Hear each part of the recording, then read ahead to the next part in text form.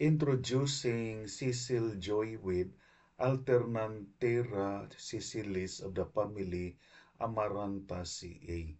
Sicil joyweed is an annual or perennial herb 0.2 to 1 meter high.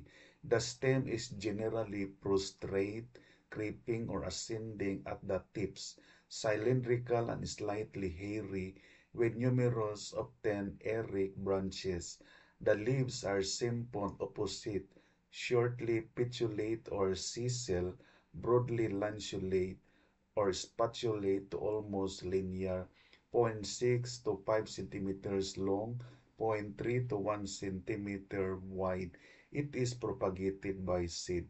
It is found in dryland field crops and pastures. Sicil joyweed is an incredible plant that offers numerous health benefits.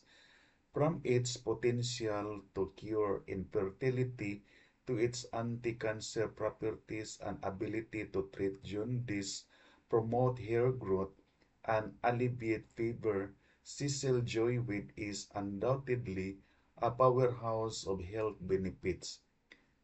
With its richness in vitamins, minerals, and antioxidants, this plant offers an excellent natural remedy for various health issues.